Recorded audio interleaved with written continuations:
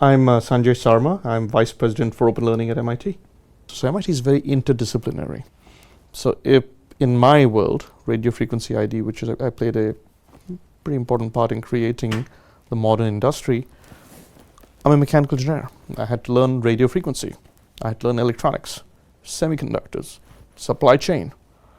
And MIT is a place where you can take those, those winding paths to finding the solution.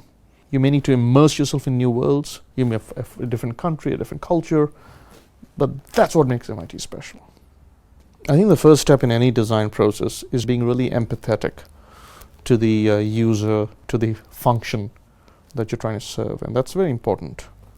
But that's not the only, it's an important step, but it's not the only step. What follows is something that's particularly special at MIT, which is the ability, the desire, the grit, the determination to bring everything you can to solve that problem, and not falling into sort of, I know this solution, I'm going to apply it there.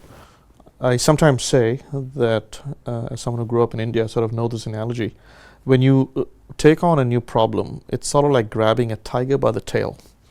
The tiger is going to go where the tiger goes. If it decides to swim in a river, you're getting wet. If it runs through the forest, you're getting dragged through that forest. Eventually you're going to tire that sucker out, right? And now you have the tiger trapped. Now, that means that if you get into, you have to be loyal to the problem. The tiger is a problem. If the problem requires you to learn a new field, you must learn it.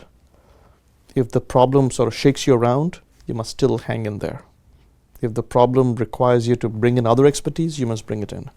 But that tenacious loyalty to the problem and the grit to really hang in there literally and stay there to solve it, that's a very MIT approach.